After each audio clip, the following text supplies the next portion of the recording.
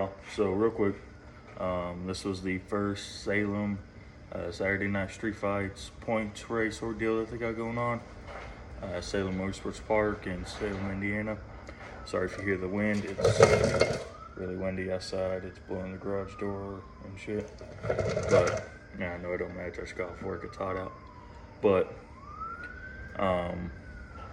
this first pass was just kind of a first shakedown, test and tune. They do test and tune for about 5 hours first before the races. And then they will do the first race, the chip draws, drivers meeting, first race, or first round, I should say. But this was the first test and tune, and you'll see here in just a minute what happened, how the car reacted.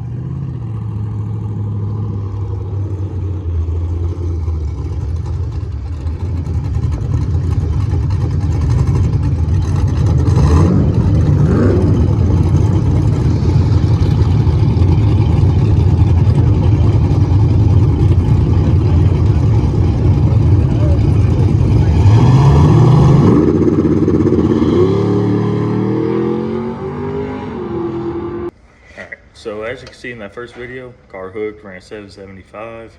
Not my PB out there, but it was also heat of the day. I think it was like 2:15 at that point in time. So it was pretty warm out. It was like 70, I don't remember the temperature, 70 something outside. 72, 73 maybe. Not terrible, but not as great as my PB run in the 760s. But I decided after that pass, we're dead hooked.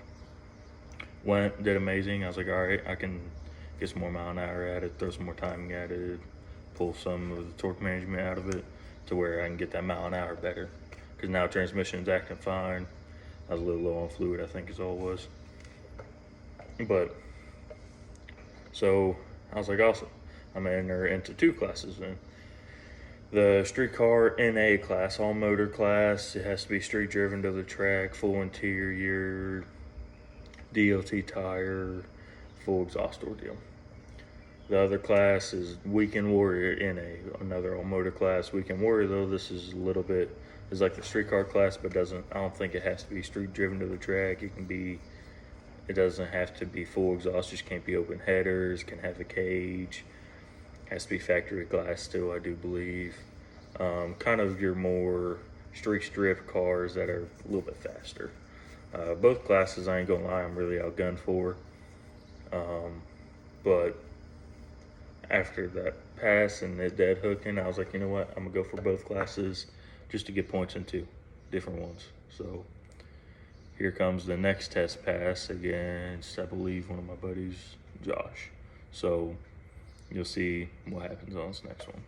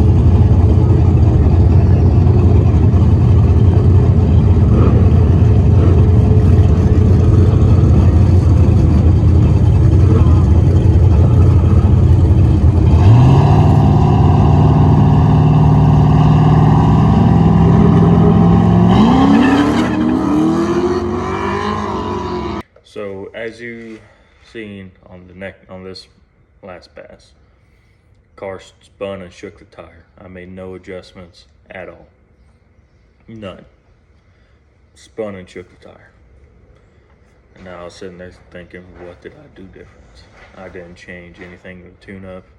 I didn't change any of the tire pressure. I put it right back to where it was. I didn't make a shock adjustment.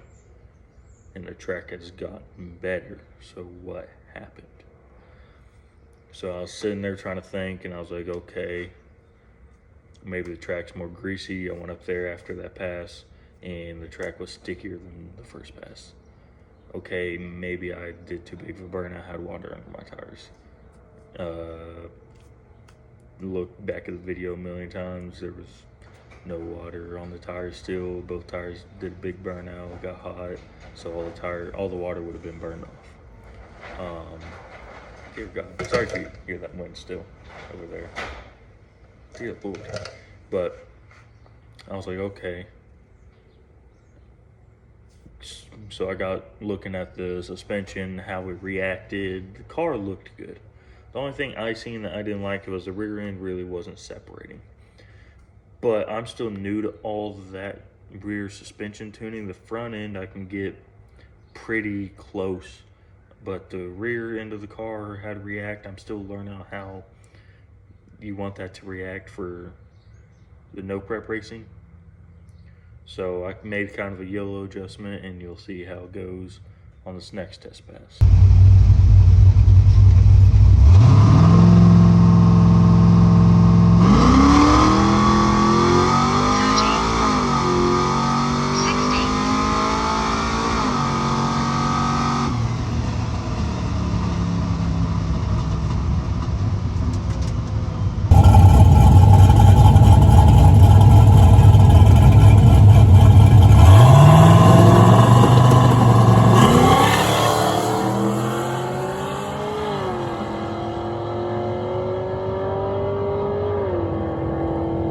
Alright, so as you can see,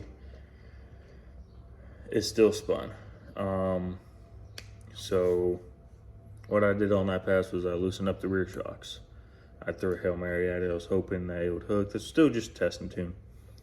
But I was hoping it would hook, transfer the weight better, and it didn't work. So I left that where it was. And for the next pass, it was the first round of Street NA. Of course, I drew one of my good buddies, Gary, and his wife Fox Body.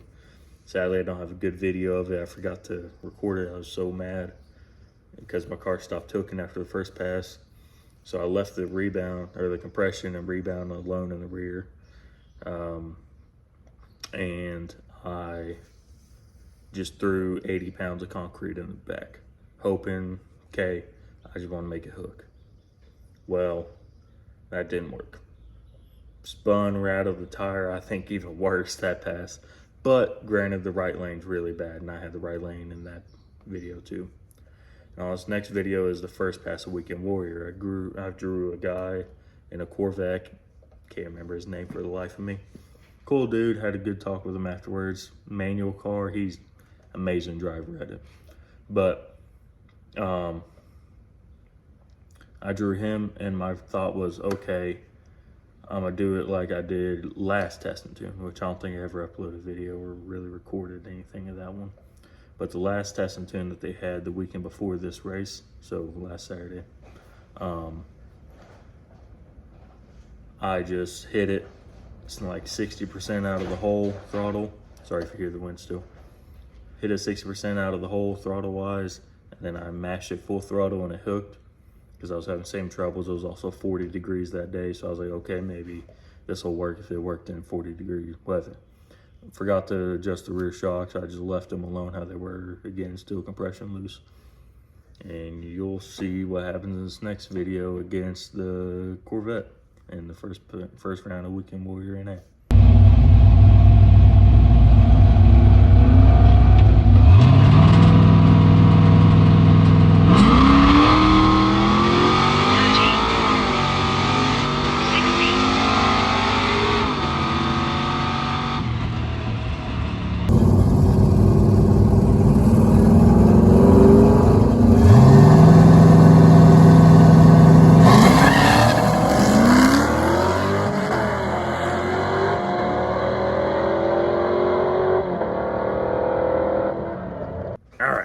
So, as you can tell, that didn't work. I yanked the weight back out of it. I don't know if I said that on the last video, but I yanked the weight back out of it and just said, I'm gonna hit it 60%-ish, and go from there. And hit a wide open throttle, hope that by the grace of God, it hooks. Well, I don't know how well you can hear it in the video or not. I hit it about somewhere between 50 and 70% throttle. And whenever I did that, it spun. I let out of it. I think I hit it about 70-80% at first. I spun. I backed out of the throttle probably about 50%, and it's still spinning, rattling tires. So I just laid into it. I knew I had a good tree on him, but I knew his car mile an hour. So I was standing there, I was foot to the floor, just hoping. And I just heard him grabbing gears. And the only thing I could do was just sit there and hope. Man, I hope he misses a gear, or man, I hope he doesn't have enough mile an hour around me. A mile an hour is down that pass. It didn't run good. One of my worst passes there, of course. And I just got walked around like I was sitting still. His car is stupid fast out the back, and he's a heck of a driver. Hopefully next time around, the May 11th, I'll be able to get him. But man, he can drive them Corvette really good. But still, car wouldn't hook. So I got talking to a couple of my buddies about what I should do, and one of them told me to loosen the rebound all the way. And so I said, okay, I'll give that a shot.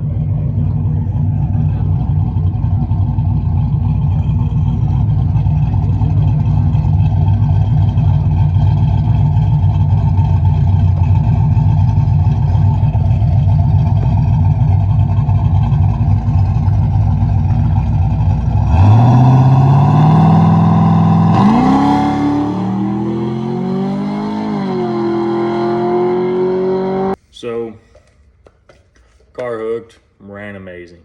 775 or 8 or something like that is what it ran. Did flawless. I was super happy. All right, finally got a hook in. You know, cool. This next pass, me and my dad have always had a rivalry, especially whenever he had his G-body Cutlass. He still has it, but he's not racing anymore, at least for now. Now he has the orange Firebird, same body style as my Camaro. Just his is a 76 with like a 72 front nose, front 71, around that.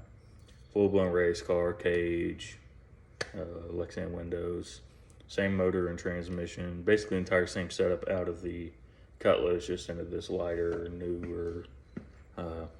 newer chassis, we'll say. Car, still stock frame rails, front and rear, and tied together. But newer style car, or well, a more advanced car, that's where we'll put it.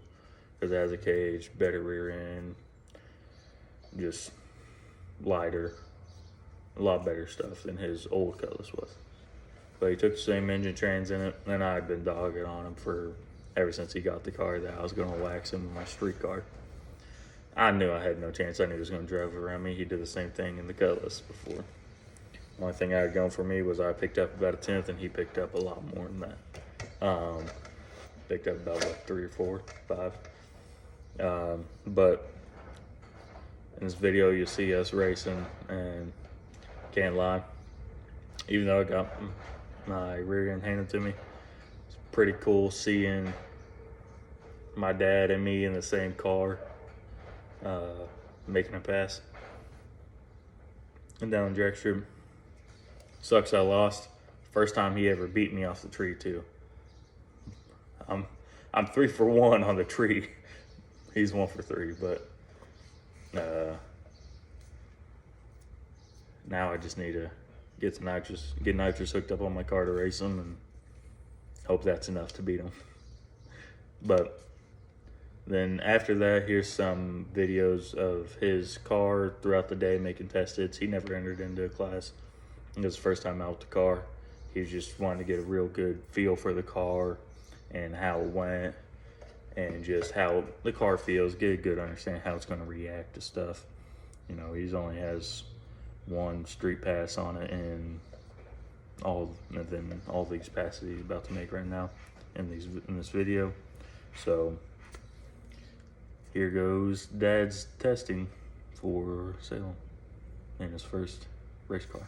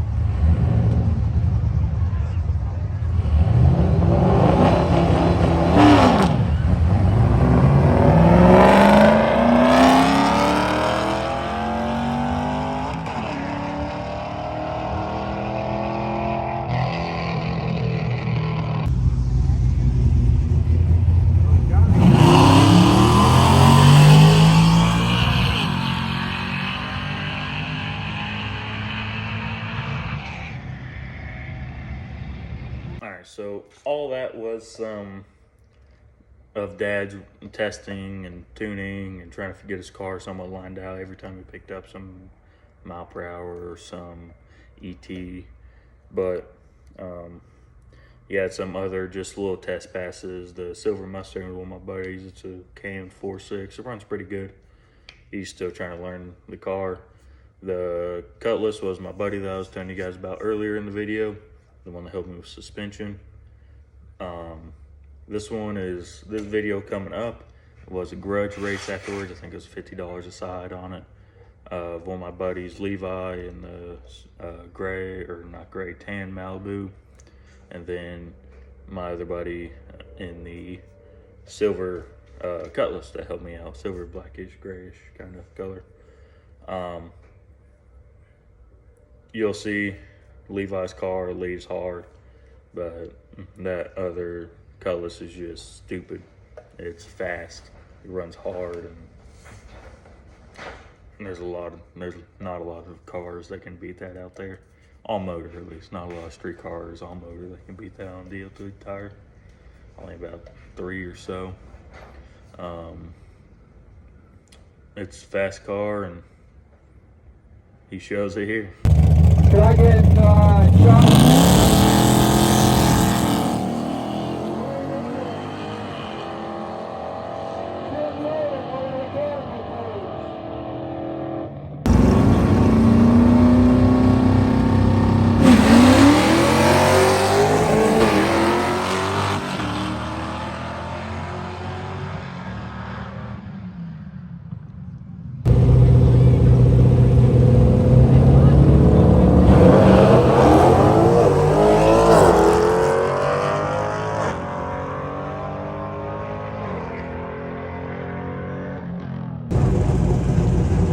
Alright, here's your Weekend Warrior NA final.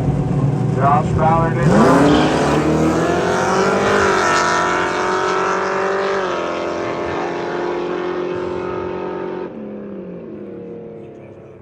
Alright, so this video was a pass of me taking my girlfriend for a ride down Salem.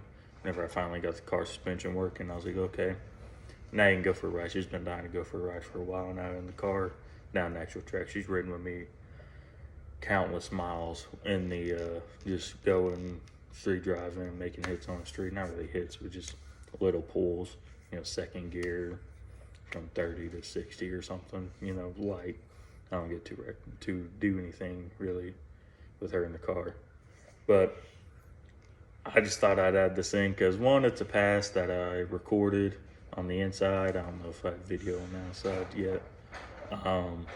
For two, it's funny because she was wearing my dad's helmet. Me and my dad both got really, really big heads, if you can't tell. Ignore my messy hair. Me and my dad both got really big heads, and she does not.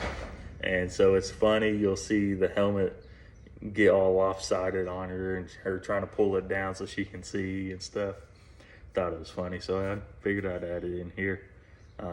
Figured you guys might get a kick out of it too, but here's the video.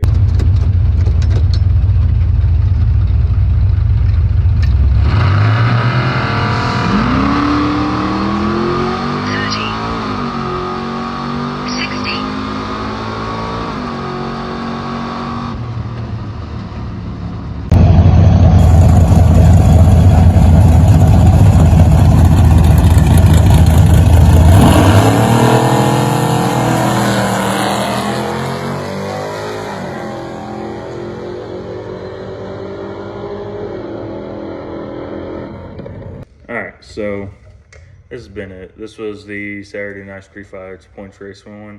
Sadly, I didn't make it out of the first round, but hopefully now my car suspension is working. Of course, get the suspension working. Now I'm like, okay, I want to make sure this thing hooks every time. So plan to yank out a leaf or two. I got some extended ball joints I might try to put in to hopefully give me some more frame travel.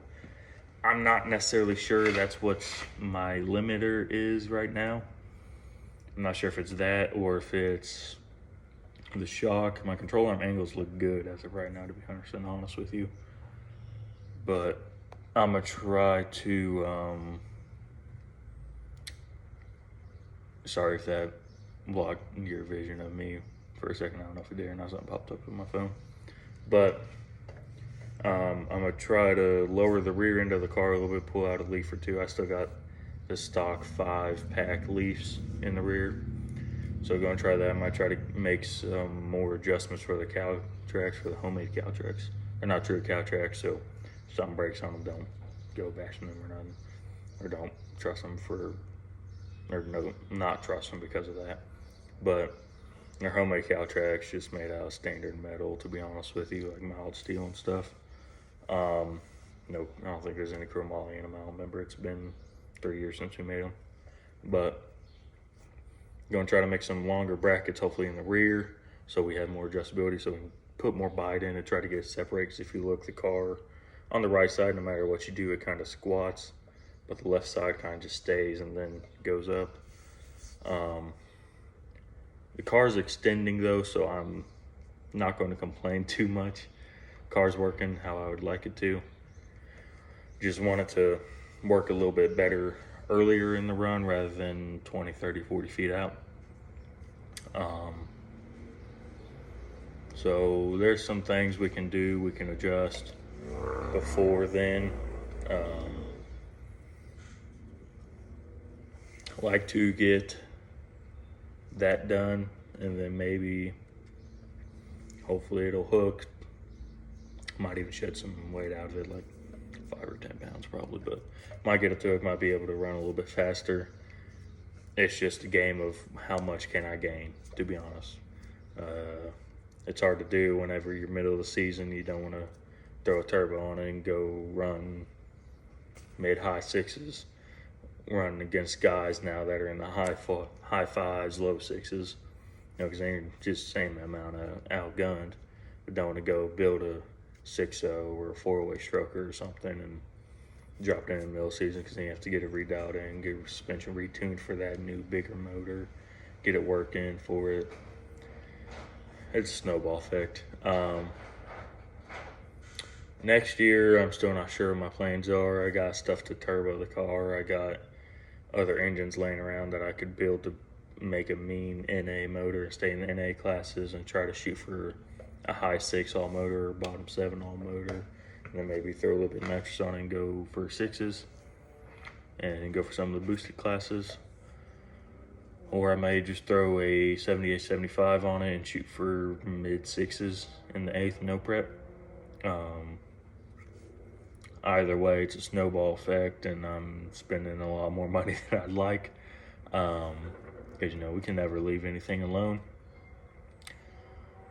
Next year's gonna be interesting. I'm gonna try to record more of the off-season stuff, more in between stuff, more.